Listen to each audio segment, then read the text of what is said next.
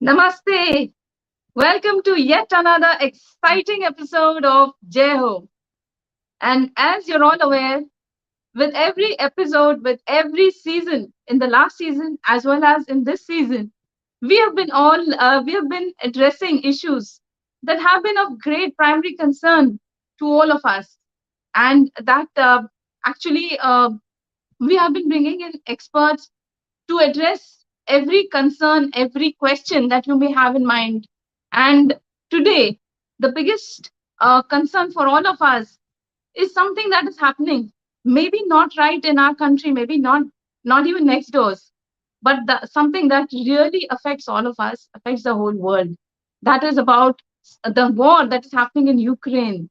That is about this conflict that is happening between Russia and the Ukraine, and we will today look at how and why this happened and how it affects India and whether India is taking the right stand.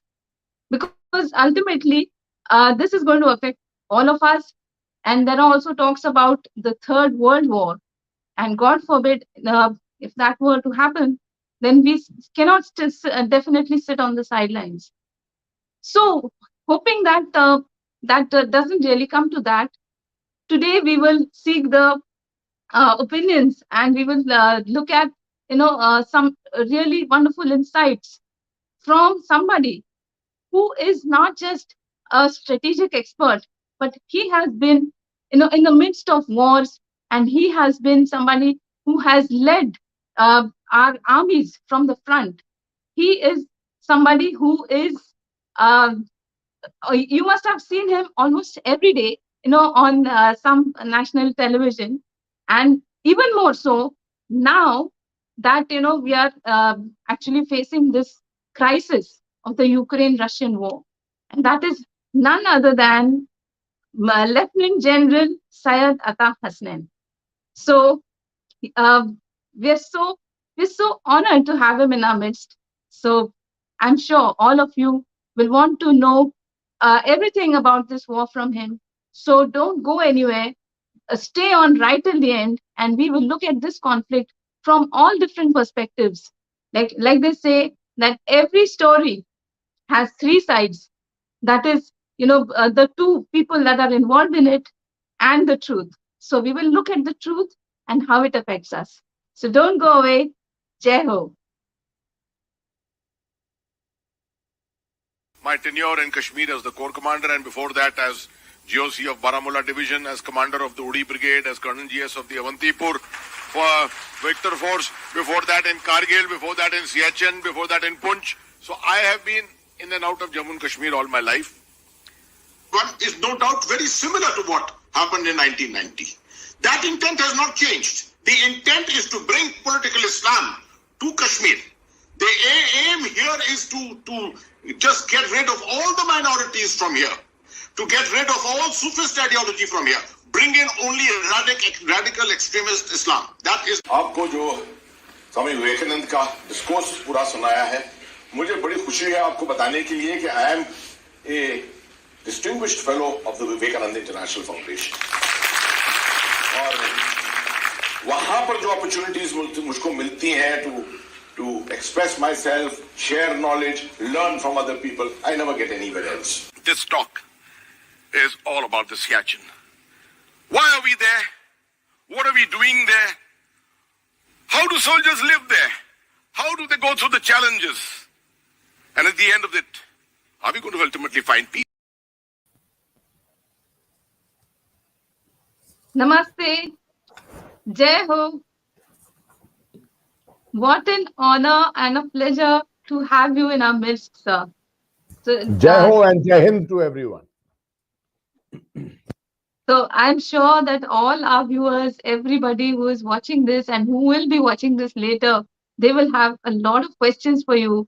And firstly, big salutes to you, General Hasnain, sir, for all the remarkable achievements, for all the sacrifices that you have made throughout all these years, and you have spent almost your entire lifetime, safeguarding our borders, and you've spent most of your time in Kashmir, and you are somebody who has led right from the front. And even today, the I'm sure that everybody must have read those guidelines that you had written about how our students and our nationals who are stranded in this Ukraine. they're how in Ukraine, how they can actually stay safe and come back safely. So, I just want to ask you, sir, what do you think actually led to all this entire situation? And like I was saying in the introduction, that we would like to see this from different perspectives, this entire scenario. So, since this has started in, I mean, this Ukraine is the one that is the most affected. Could you tell us why actually Ukraine went in for this membership of NATO, and what exactly led it to fall into this situation? And it looks like they were definitely underprepared. And why exactly were they trapped, or were they forced? Were they coerced? What exactly happened here? Okay, thank you. Thank you for that question. This is all about the backdrop as to how this whole issue has come to a head. As such, I'm available with you for the next 40 minutes. Okay, and we will speak as much as we can in about half an hour, and in 10 minutes we will definitely devote to some questions and answers. Coming to your question specifically, this is a very important part to understand. Let's not talk about the immediacy. 8 days ago, the war started. Why did the war start? Where the war started because of miscalculations by all different people. Even me, I miscalculated. I thought that Putin would do what is called brinkmanship, which is taking the army up to the border, putting the coercion onto the Ukrainians, threatening them, threatening NATO. But at the end of it, he would not fight a war. Uh, but he Your decided to fight volume a is war. still a little low, sir. Yeah. Can you hear me better? Yeah. Can Yeah, you this hear is me? slightly Yeah. better. Yes. And he decided to go to war, and he's taken Russia to war. Every war has got a war is just not fought like that. A war always has a political aim and a military aim. The political aim of this war is very clear. The political aim is regime change, which means change the leadership of Ukraine so that the leadership of Ukraine is in favor of Russia, remaining a part of the area of influence of Russia, and not looking to go become a part of NATO. The the not the center of gravity, but should I say the military aim? The military aim here essentially is to suppress Ukraine's military capability overall and prevent it from being able to be in a position to fight back against Russia anytime in the future. That's the military aim primarily. How did all this start? Until 1989, when the Berlin Wall fell, and it went to 1989, the Cold War ended. Where Berlin Wall fell, West Germany and East Germany combined together. The requirement of NATO was not there after that. NATO was there primarily to counterbalance the presence of Warsaw Pact and the Soviet Union. Now, Soviet Union was not existing and Warsaw Pact was not existing. In 1991, Soviet Union also broke up into 15 republics. What NATO decided was that they should not they should make sure that they cater for a situation that should Russia, which is now the rump state of Soviet Union, should not at some later stage become so powerful that they want to recreate the Soviet empire, right, and want to push back against NATO and try and influence the rest of Europe. So they started a campaign to try and register maximum countries and former republics of Soviet Union to become a part of NATO. NATO had already got 14 countries, 16 countries, and 14 more joined them. These were including the old republics, the Soviet republics, Lithuania, Estonia, right? The three Baltic republics, I can't remember the third name, and former Warsaw Pact countries, Bulgaria, Hungary, Romania, Poland, all these countries also joined up with NATO. Now, this is a very important part.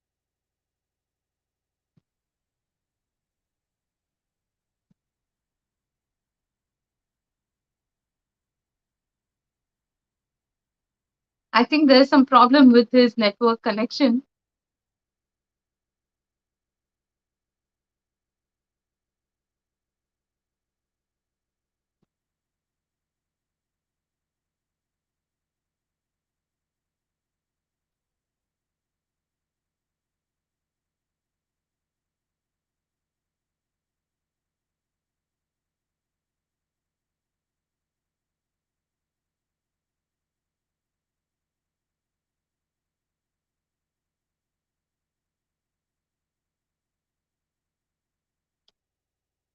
Yeah, there seems to be some loss in network connection with General Atta Hasnain ji. So, and I'm sure that he will be back soon. He will be back with us soon. So, I'm sure that you all must be having a lot of questions. So, you could definitely write it in the comments box down there. And we will definitely be taking the questions, you know, towards the end of the talk, so that all your doubts will be cleared.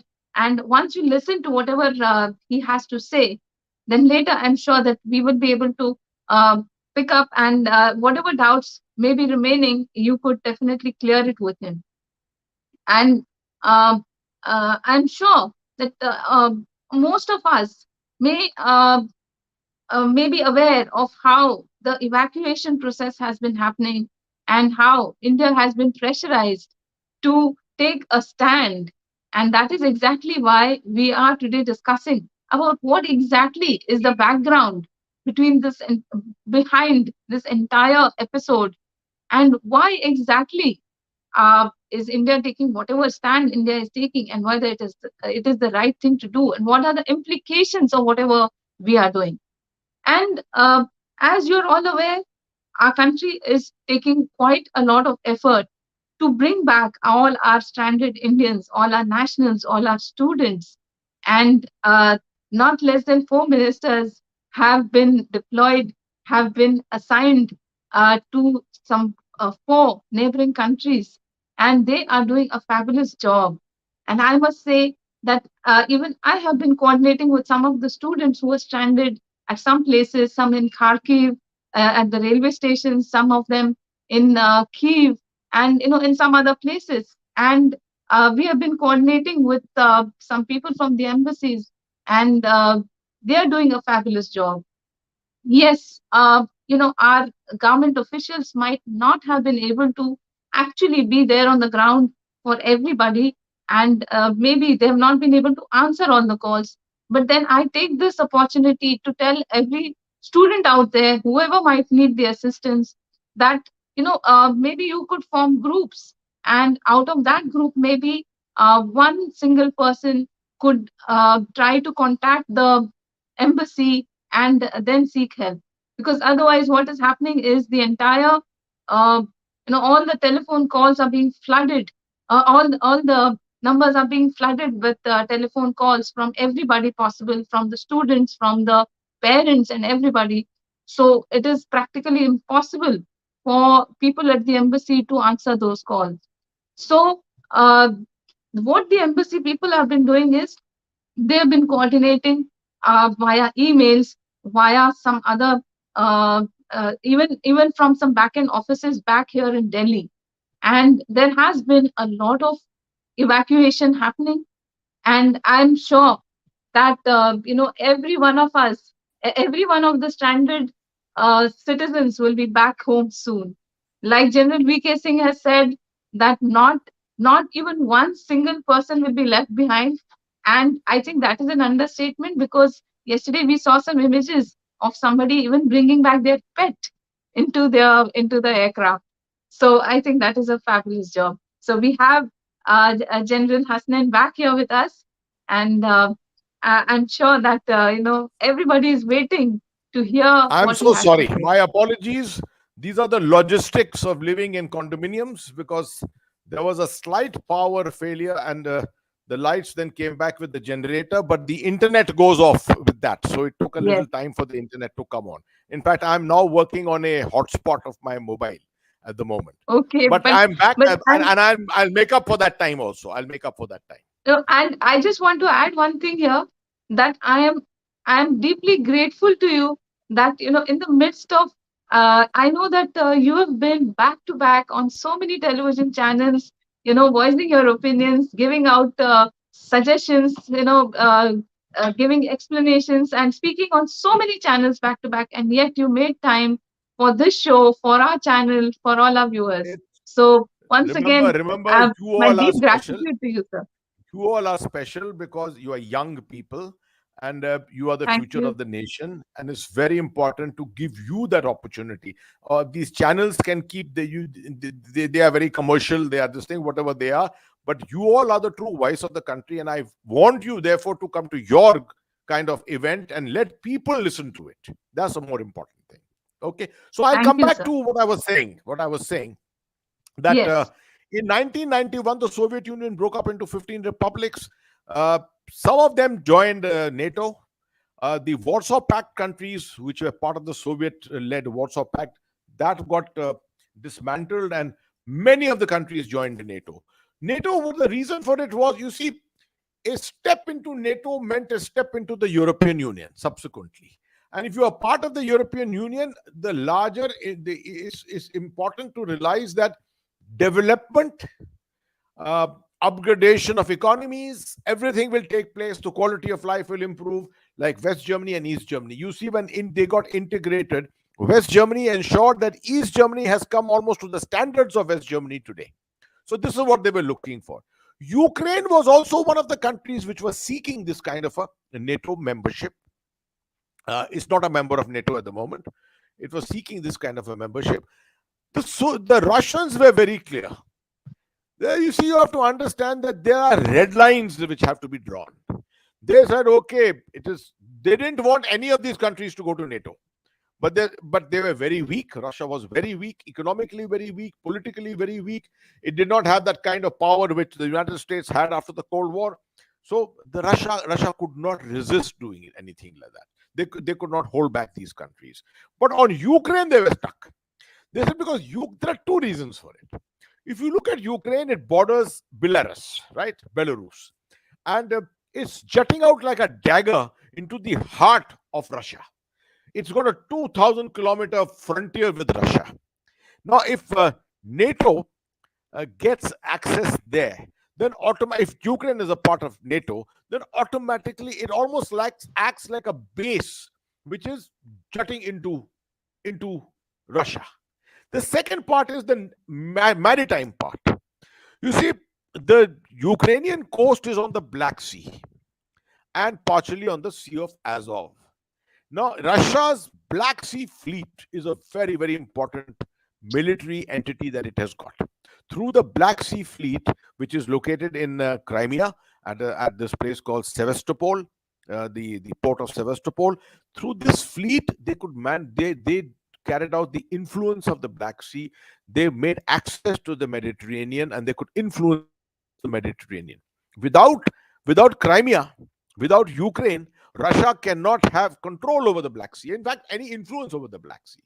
So it is mandatory. They can't leave Ukraine. They had to have Ukraine under them, with them, right? If not anything else, at least a part of Ukraine, right? Even if you divide Ukraine along the Dnieper River, that itself perhaps strategically would still satisfy Russia to an extent, but we are not looking at that's a separate issue completely. So this is the reason why ever since late 90s, the Russians were pushing back against NATO and always telling them enough is enough, don't go beyond this. Ukraine cannot be a part of you. This is the red line for us. In 2014, finally Russia had become a little stronger. Putin was more decisive now.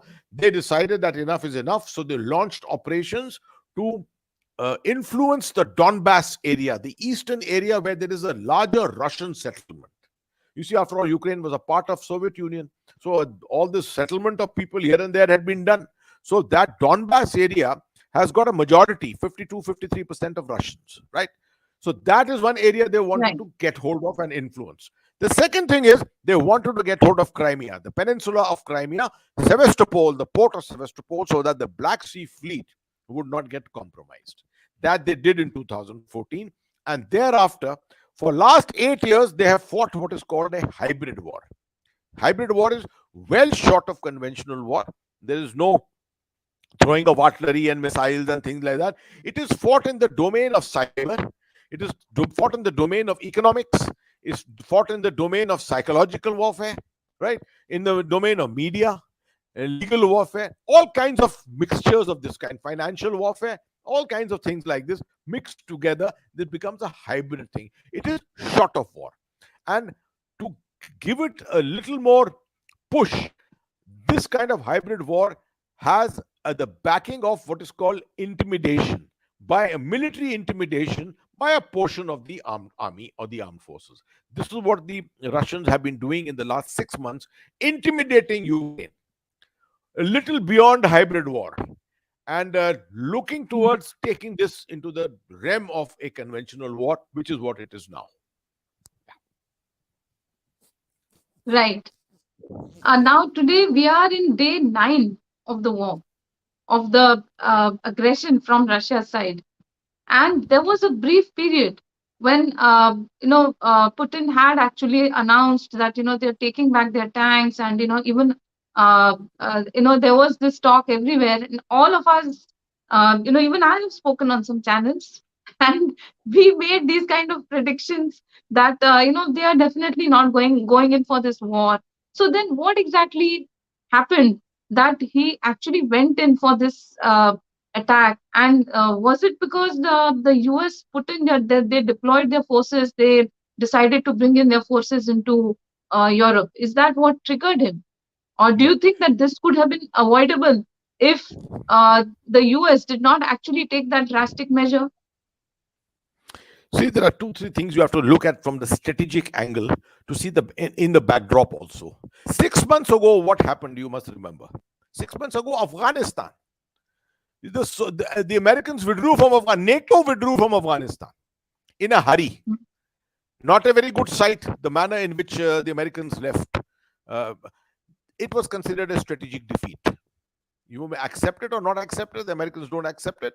It's good enough, but it was a strategic defeat. In the light of a strategic defeat, now to go to war again is a very difficult thing for the Americans. NATO would not like to put boots on ground. They've had boots on ground for the last 20 years in Afghanistan. They lost 2,400 soldiers, the United States, right? 3,800 what are called contractors, civilian contractors. So this environment in which this whole thing is happening is very, very awkward, right? Now, if you heard Tulsi Gabbard is the congresswoman, Democratic Party. She spoke and spoke very well. She said, Joe Biden, all that Joe Biden has to do is to say that America will not admit Ukraine into NATO, and the problem will get resolved for the moment. She is 100% right. But can Joe Biden politically, is it acceptable to him to make a statement like that? He's considered to be one of the weakest presidents in years. He has had a withdrawal of the American armed forces and NATO from Afghanistan virtually in disgrace. His approval ratings in the presidential approval is way below, at 32, 34, 38% or whatever it is at the moment. So you can't take a political decision. So what he was doing was making small noises. 1,800 troops to Germany, 5,000 troops to this place. That is not how wars are fought. And that is not to, Exactly. no one is going to take that seriously. Putin was probably laughing in his sitting in his drawing room, right? What Putin did was, and a lot of us misread at that time when Putin started withdrawing his troops and all, there was no withdrawal taking place. This is called strategic deception. And this is expected in any war. The Americans were not getting deceived. Because if you remember Joe Biden's statements every day were there that the war will start in the next 2-3 days, next 4 days. We were not believing him. Because we felt there was no credibility in these reports at that time. But Putin played out strategic deception and took the world by surprise. It perhaps took the Ukrainians to an extent by surprise, but I think the Ukrainians were fairly ready. The surprising, awkward thing is the manner in which this war was launched. Now, you compare this war with 2003, what happened in Iraq. Iraq, the doctrine of the Americans was shock and awe. Shock and awe. throw so much ammunition, so much of explosive into Iraq, destroy the infrastructure, destroy the army. They didn't care too much for civilian casualties also. And the whole nation will be thunderstruck, and Saddam Hussein will have to take a decision to capitulate. The Republican Guard will capitulate. Right? That was the doctrine there. Now, Putin could have followed the same thing. On day one, all the 8 major cities could have been blasted like hell. He chose not to do it. He chose to calibrate. And I've been explaining this doctrine of calibration to people. You have to remember that Putin, today, of course, he's going hell for leather for all the cities. But Putin's original idea, to my mind, was that he has to live with the rest of the world after the war is over. Right? So he was hoping to be able to win the war quickly without using too much force. And at the end of it, no one will consider him in history as being Hitler. And no one would then consider him as someone who had no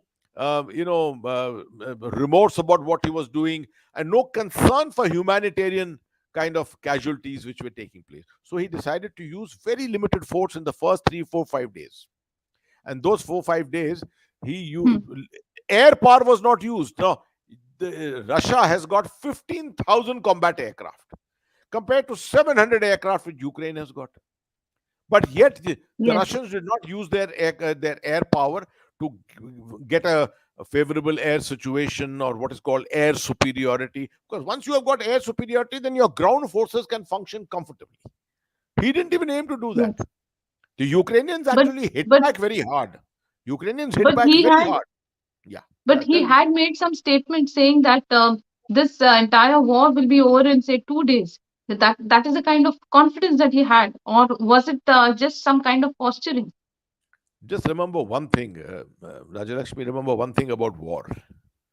The first casualty of war is truth. Everyone will lie. Everyone will tell a lie. Information warfare is all about lying. How well can you lie? With what great credibility you can lie? Have you ever had Pakistan admitting that they are doing what they're doing in Kashmir? Till today, has Pakistan ever admitted it? Never. Lying out of their necks every time, all the time. So in war, soldiers are not liars. We are not liars, right? But statesmen, people who direct soldiers, who direct this kind of thing, have to lie. Because deception is a part of warfare. And you can't do deception without lying. So don't take these kind of statements. Don't take them too seriously. You're right. Absolutely. This is all part of psyops. Part of psyops, right? And so he was delivering this message that, see, I'm not concerned. I do not. Probably that broad message was that, see, humanitarian, this thing will not, I have full humanitarian concerns. And he was leaving Kiev and all these cities to abandon so that the people can move out. That's exactly what has happened to Kiev. A lot of people have moved out from Kiev. Only then the actual bombardment has started. Now you'll still wonder, there is a famously reported 64-kilometer long convoy of tanks and A vehicles which is standing north of Kiev. For the last 48 hours, they are standing there. Yes, so exactly. Asking, what are they doing there? Yes, we were all wondering. We were all wondering, with all the might of the Russian military. I mean, they've been saying that we are going to attack, we're going to attack, but then it has just been coming in spurts and in some small bits and pieces here. They are still calibrating. They're still calibrating. Although I feel very, very uneasy and happy to see the scenes I'm seeing on television, the kind of destruction which is taking place on Kiev, on Kharkiv and other cities, because, these are heritage cities, many of them. The kind of destruction is not even funny, this thing. So now Putin is using his hard power. Now Putin is using his hard power, and we may discuss the outcome of this war. What is the likely outcome of this war? Yes, so this looks like it is going to be a very, hard, a very stretched out war, where these allies, these NATO allies and EU, everybody is talking about assistance. They're going on giving supplies, but they're not actually coming down to the war. They're only providing moral support, and it looks like they all want to keep the war running. They want to keep the war running, They're giving and a even lot of Putin also weapons. seems to be stretching it out. No, they're giving a lot of weapons. right? This is a good thing. All the European countries are, no one is putting boots on ground. They wanted Ukraine to be a part of NATO, but none of them are prepared to put on. Not acceptable to their people. It's not such a great thing that it has to be that Ukraine, without Ukraine being a part of NATO, Europe is not going to collapse, right? They could have compromised at this stage, deployed although Putin also has really pushed because he has been pushed into against the wall, so he has also now pushed back. But the Europeans are not going to fight. The Europeans are providing all the weaponry to the Ukrainians, and the Ukrainians will suffer. Now there are two options. Either Ukraine continues to fight, Kiev will fall. There's no doubt about it. Kiev is what is called the center of gravity. It is the political center of gravity, the military center of gravity, the psychological center of gravity. Center of gravity is, as per one theory, the major part of the theory is that it is a source of strength from where the army, the people, everyone draws their inspiration and their strength from it. So Kiev is the main thing. If Kiev is destroyed, if Kiev is captured, political authority will collapse. Uh, Zelensky, he will have to go into exile into one of the countries like Poland or Hungary, or go somewhere else in the countryside and establish a government somewhere. But he will be discovered at some stage or the other. He may then, the second option after that is, he may call for a resistance. So you'll find 5, 6 cities have fallen, and now a resistance is being called for. So you'll establish something like Iraq, what happened in Iraq. A insurgency starts, militancy starts, acts of terror start against the Russian army. This will get drawn out. This can carry on for next 10, 12, 15 years, right? And the what Europe can do is, uh, Europe, if it finds that this is unacceptable to have Russia as virtual declared winners of this whole contest of this war, taking over Ukraine, they can decide to continue supporting Ukraine with weaponry, finances, wherewithal, and fight against Russia through Ukraine, what is called a proxy war, which is what Pakistan is fighting with India in Kashmir, a proxy war, right? Yes. So this is a very similar situation emerging in Ukraine as the situation you find in Kashmir. Yeah. Yes, it does have a lot of parallels with our country and a lot of our situations. Now, another thing that I wanted to ask you, and I'm sure that a lot of viewers also would want to know, how wise do you think it was of Zelensky to invite the civilians to come out to war and give them, arm them with all these, high tech equipment, and because these are untrained people, untrained civilians, and then the minute you have civilians armed, and then the military, obviously, the Russian military will obviously have a reason to fire back at them. So, is it some kind of a ploy by which they get to say that, oh, the military, the Russians are firing at civilians? Is that how it is, or was See, it a bad strategy? See, Ukraine is a country of 44 million. It's not a small country. It is the second largest country in Europe, virtually, right? 44 million. It's got a fairly large army, 250,000 strong army, which is not a match to the Russians. Of course, the Russians can bring much Yes. more, right? But obviously, it needs more. It needs more manpower. With all these weapons coming in, etc., you can raise the strength of the army. This issue of being not being trained, mostly in most of these countries, you do find some kind of a military training which is accorded to the civilian people, right? So they are just putting up numbers basically and hoping like hell. I think what Zelensky was probably thinking was that, should he be able to hold out against Russia for a fair period of time, perhaps NATO will come with boots on ground. But that NATO has very clearly said that they will not come with on boots on ground. That's a clarity. Isn't that Now kind of it's inviting a third world war if actually NATO jumps into it? In fact, even if one of those aircrafts, if they are even they are the I agree even with if the you. pilots are of foreign origin, I think then Russia will consider it I as agree. I NATO, agree and with you. then they will attack. Agree with you completely. Not only second, third world war, it is all the potential of a nuclear war, because you don't know the kind of, you see, till the Cold War was there till 1989, we had very good controls established between the Soviet Union and NATO. led by the United States, right? That was keeping the stable order, right? It was that typical the acceptance of mutually assured destruction, MAD as it's called, MAD. Thereafter, we haven't been hearing too much about nuclear for quite some time in Europe. Now, suddenly out of the blue, Putin comes and announces, or not Putin, actually his foreign minister, right? He has announced suddenly that, if there's a third world war, it will go into the dimension of nuclear warfare and things. These are statements, once again, made for information warfare, for psychological warfare, to scare people out of their skins completely in Europe. That next thing you know is already they've got a war on their head. Next thing you know, it'll be a nuclear war, right? So he's trying to desist people from actually joining into this whole thing, the Europeans from joining into this whole thing. To my mind, the best way to describe the conflict termination, that's how it ends, the conflict ends. It is going to be a situation of no victor, no vanquished. What is the meaning of victory? You have to define victory in thousands of ways. Let me take you back to 1919, Treaty of Versailles. In the Treaty of Versailles, Germany was defeated, Italy had been defeated. The Allies got together and they passed such strictures against Germany, particularly. You cannot build a ship of higher than so many tons. You cannot do research on this. You cannot develop weapons of this nature. All kinds of restrictions were put. The Germans resisted it. But within 15 years, the rise of German nationalism, right? Mm. And Nazism came about, Hitler's rise came, and 20 years later, they were at war again. This is exactly what has happened to Russia. NATO has pushed Russia so hard without recalling what happened at Treaty of Versailles.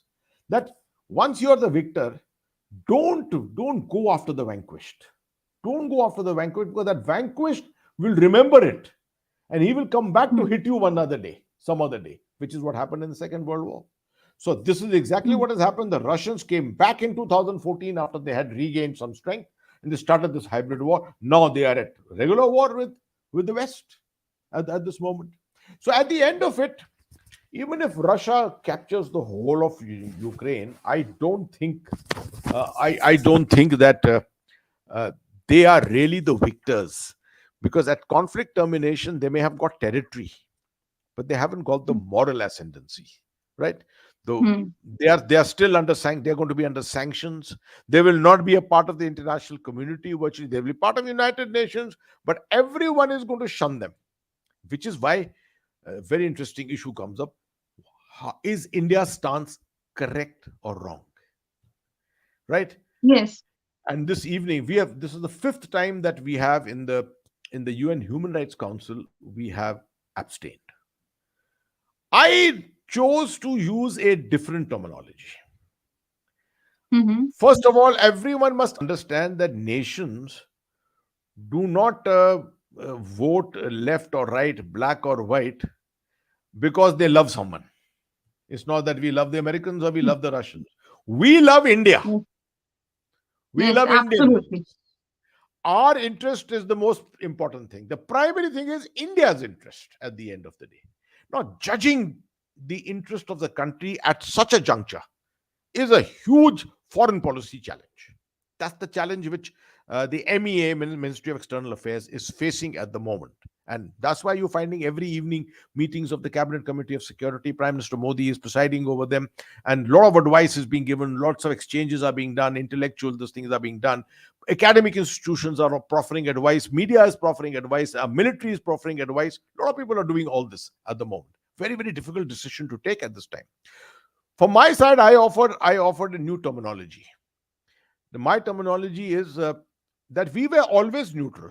We were neutral during the Cold War also. We were a non-aligned country and we were neutral, right? That Yes. time, no one bothered about our neutrality. No one bothered about our neutrality because we were Even not. We Switzerland were has a been weak. neutral all these Yeah, years. yeah, absolutely. We were a weak state. Didn't No one really bothered about our neutrality. Today we are still neutral, but it's called informed neutrality. Informed neutrality means India is justifying at every stage the need for withdrawal, the need for stopping violence, stopping war, and but not taking sides. Right now, Right. the Quad meeting took place. One of the reasons for the Quad meeting was probably to put pressure on India. Because India is a very important country in this whole game, right? Which side do Yes. we step in, right? Uh, what we definitely don't want, which is definitely not in our interest, is our vote for NATO or for the United States or whatever it is, and you find Russia being pushed deeper into the hands of China. If Russia China link becomes stronger, is it good for us or bad for us?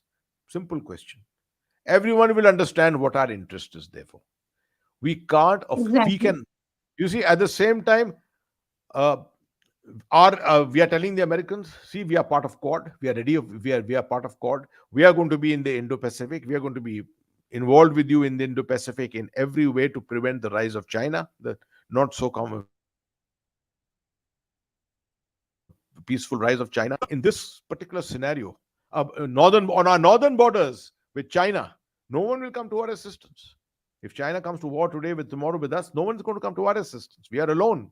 The True. Russians can definitely play a major role, and they have in the past played a major role in terms of our security. In Yes. 1971, they played a major role in that. So history cannot be forgotten.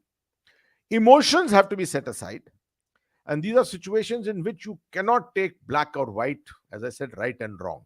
You have to, you can't even take principled, value based stands. We are expressing our values, we are expressing our principles through our what is called informed neutrality. And that's the way it should remain.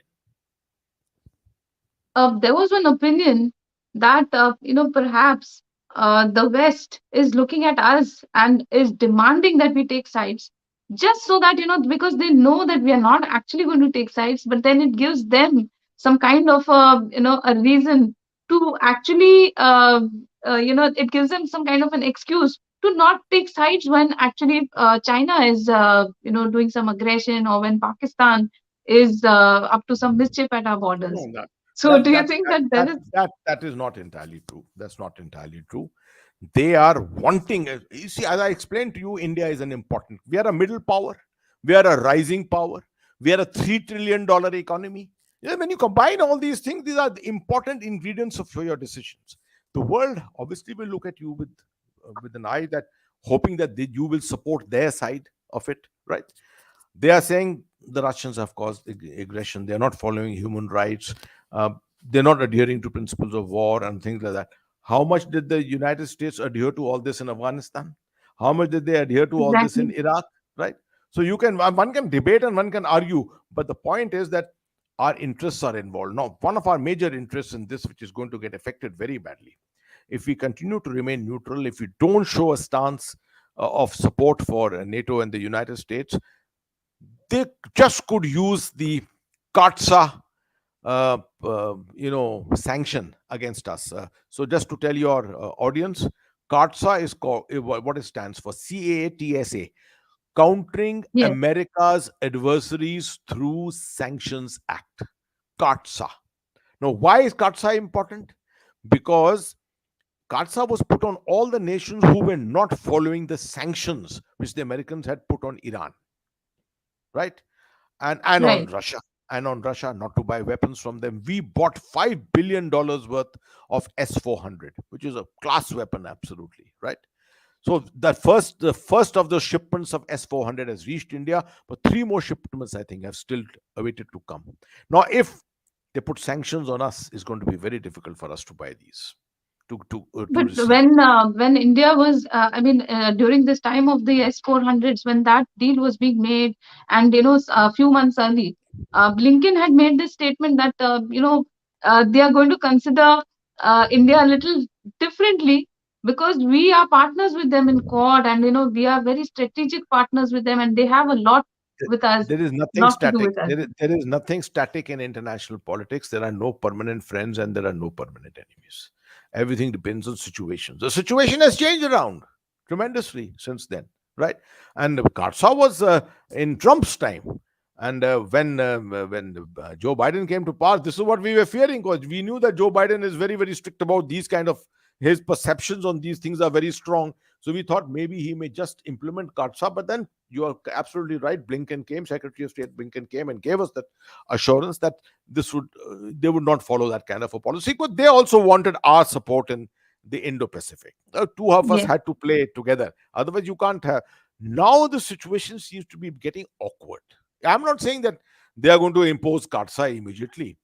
Still, we are a very important player for them, right? The whole of Yes. Indian Ocean, after all, is the ocean, is the Indian Ocean. That's the most important aspect that you have to remember. So Mm. this is hanging in balance at the moment. No one can really take a decision, but it can get bad. For example, if the Russians uh, True. if they don't stop, and you have much more destruction, many more civilian casualties, the pressure will be on India. It'll be very difficult for us to take our decisions there. True. True. Yeah. So, how is all of this affecting our evacuation process? And do you think that there is a chance that the Ukrainians might hold our students hostage, as is being feared by a lot of people? That moment, I think, has passed. That moment has passed. There were, as yesterday evening, I was on Doordarshan in the evening, and I was being given addition the official figures. Only 2,000 people are left in Ukraine. There are many people who are in Poland, Hungary, and Slovakia who have gone across. The flights today, Yes. 15 flights have gone to pick them up and bring them. So inside there were only 2,000 people left. Some of them were from Kharkiv, had gone towards the Russian border. The Russians say they've got 150 buses waiting to pick up people, but they want someone to be able to guide them to those buses. So the situation is a little tenuous at the moment. The MEA is doing a very good job of coordination. There's no doubt about it. The Yes. presence of our ministers is making a lot of difference. When you have someone of a higher stature there, it's easier to interact with authorities and things like that. It was a very good decision that we took of sending our honorable ministers there. Yes. So So, should we take questions?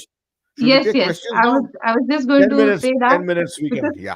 because Yeah. I'm afraid that you will be out of time, and that some questions like Yeah. there is this question by Mahesh Joshi that says, "Great to see Lieutenant General Atta sir on Jeho. And sir, how do you see Modi government stand on the Ukraine and Russia conflict?" I just explained it, Mahesh Saab. I just explained this Yes, whole thing. And I said it's a very, very challenging situation. And I was just telling you all that every evening there is a cabinet committee for security meeting. We've hardly seen this kind of a situation for many years, where CCS is meeting every evening almost to take uh, you know um, uh, uh, to take stock of what exactly is happening, how's the evacuation happening, and what is the actual ground military situation and humanitarian situation. You see, in most of these kind of wars, there's a humanitarian situation, a military situation, an economic situation, and you have to take all this into consideration. Earlier years, as I was saying, India was not considered strategically important enough. Today we are a middle par $3 trillion economy. कुछ साल में हम $5 trillion economy बन जाएंगे, then we'll be considered to be an even bigger power, right? So everyone is looking for some kind of a support from India. The Russians are. Prime Minister Modi has spoken to Mr. Putin, I think, 3 times already. You're also finding Ukraine, the president ringing up Mr. Modi. So it's an important thing. I mean, India's importance is being recognized and understood. It's not just a ceremonial importance; it's a strategic importance which is being recognized. Yeah. okay. There are some questions like there is this video that has come up recently of we can see Putin and Bush, President Bush, American President Bush, the former president. They are not just sharing a stage; they are actually dancing together. So, how and when did this situation deteriorate from that to whatever the situation is right now, where there are complete loggerheads and we are almost at a nuclear war? That was the period of Deton, and uh, of course, the threats around the world in the early part of the millennium were very different. If you remember 2001, it was 9/11, which brought about the global war on terror. It was about Islamic radicalism. All this has receded to a great extent. ISIS has been destroyed, although ISIS is still in network state. Middle East has been stabilized. If you see, the Abraham Accords have been signed, so that is stable at the moment. The Middle East, Central Asia, no one is paying attention to it at the moment, currently at the moment, because of what is happening here. There are four major centers of turbulence in the world. One is Europe, at the moment, the area which you are seeing, Middle East, Central Asia, and the area of the Indo Pacific. Right? If you see, the most turbulent thing at the moment is this particular area of Central Eastern Europe at the moment. Good old days, it was all in Middle East or somewhere else, and George Bush and Putin could probably have a greater interaction and bonhomie, but now it is in Europe. Now, you have to remember the important strategic importance of Europe, psychological importance of Europe in the minds of America, the minds of Russia. Otherwise, it was all out of area. It was all in Middle East or Central Asia or someplace like that. Now it is in the heart of Europe that it is happening. Right. So obviously, relations aren't too great at the moment, and the kind of sanctions which the United States has put on the NATO, in fact, our European Union has put against Russia is not even funny. And Switzerland, Finland, Sweden coming on board and wanting to become part of NATO and ready to join into sanctions, right? It's a big thing. SWIFT, just by imposing restrictions on SWIFT, $600 billion worth of Russian assets have been frozen virtually. Now, if the energy side of it is not working so well so far, if the United States agrees, uh, or they have already released a lot of reserve of fuel, India has also released a lot of fuel. If they manage to convince Saudi Arabia to do it, suddenly the price of oil will fall. Now, if $118 today, if it falls to $78, $80, suddenly you'll find the Russian economy getting a beating, absolute beating, because Russia's got a lot of oil, a lot of energy. But now international prices falling there, and sanctions on top of that, and not having the energy income, Russia will collapse virtually. And that's a very dangerous situation, if you ask me, because these are red True. lines. And when a nation is in that state, the other nations had better know to what limit to go. Because a nation going under, completely under destruction, virtually without a shot being fired by the other side, but economically, all this happening. I'll give you a parallel, simple example. If we go to war with Pakistan tomorrow and we decide to use the Indian Navy to blockade the entire Karachi Gwadar port, the coast, and let's say next 30 days no oil can come, nothing can come, we use our air force from that direction, we put in a Mm. carrier group there and use it to make sure that the road coming from Iran cannot be used. They will be down to their knees. Pakistan will be down to their knees completely, right? So, True. and then you don't know how Pakistan will respond after that.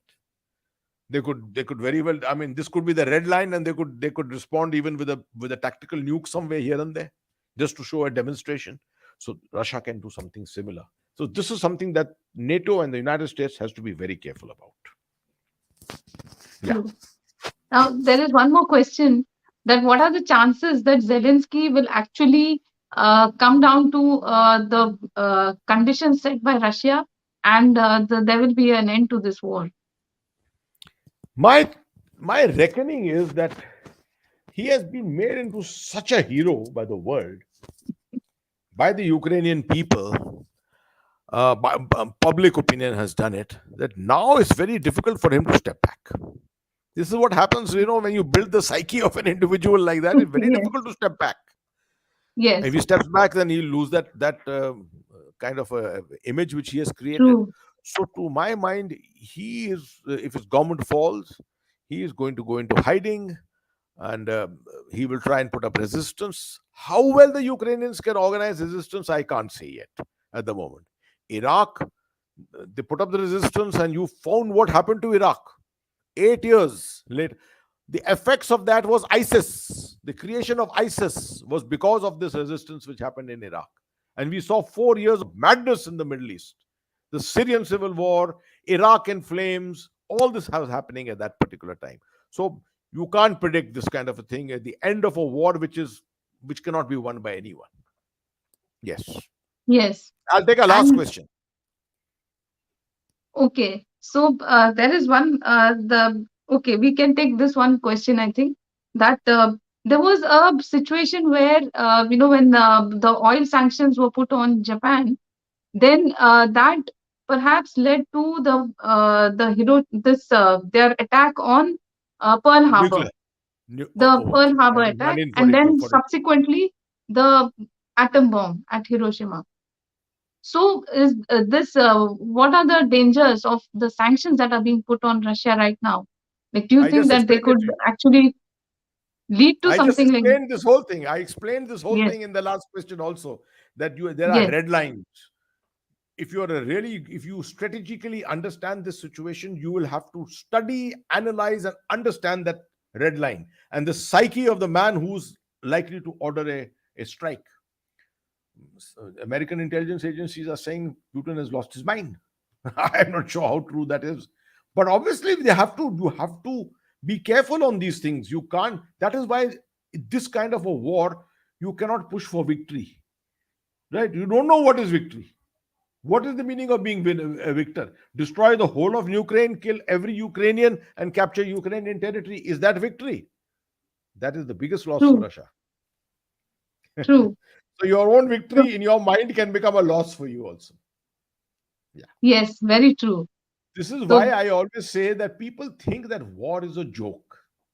yeah, Right? They think, oh, just pick up an AK-47, some artillery gun, and fire and kill a few people, and then you don't realize it has taken me 55 years to study this. From the age of 13, 14, I've been studying war.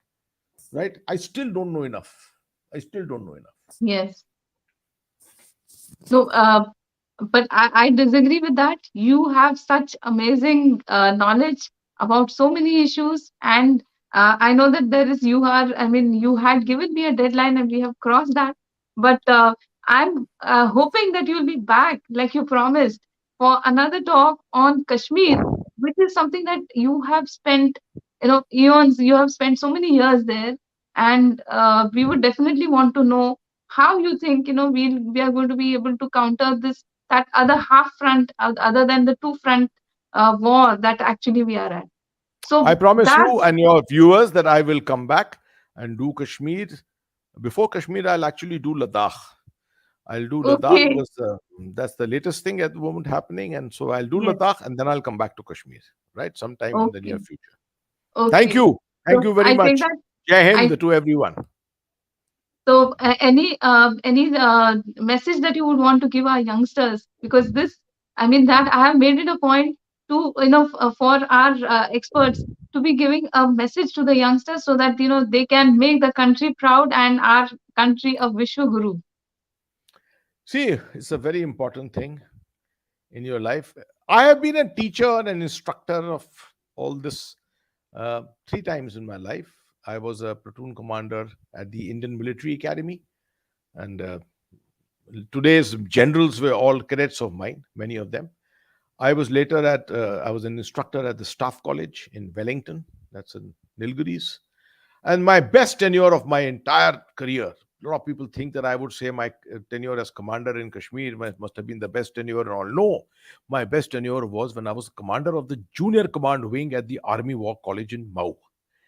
I used to have 450 officers of the rank of major captain going through me. 5,000, 6,000 officers went through me.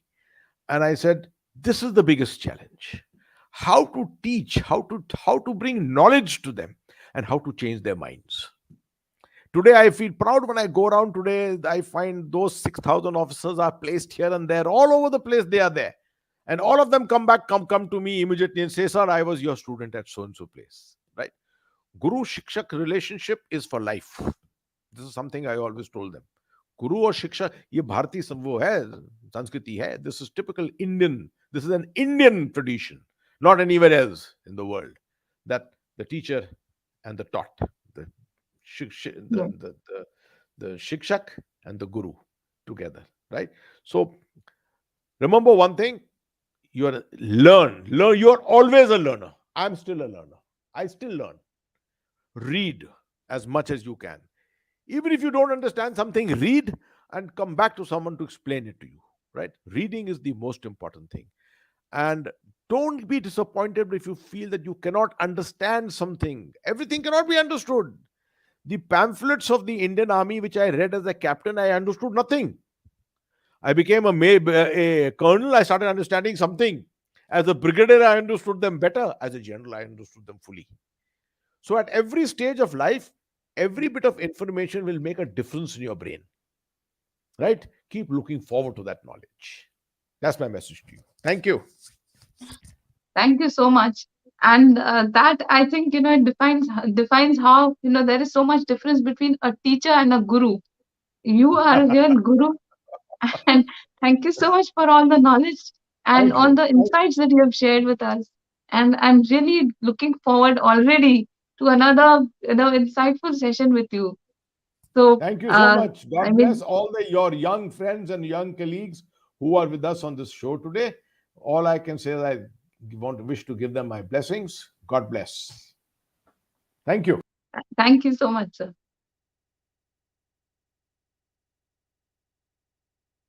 Do stay on with us. I have a small clip to show of Lieutenant General Syed Hasnain, and I'm sure that all of you will love to watch it and come to know a few more facets of his life.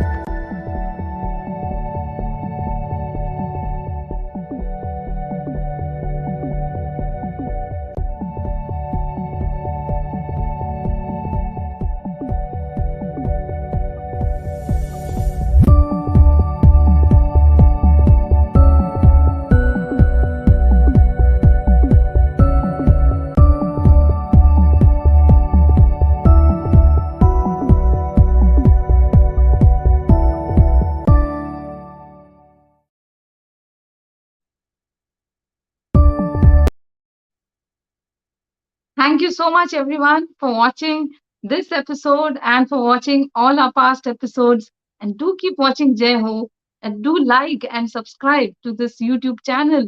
And we will be back with some really more exciting episodes and much more, many more insightful conversations. So do keep watching Jeho and stay safe, stay happy, all of you, and Jai Hind, Jai Ho.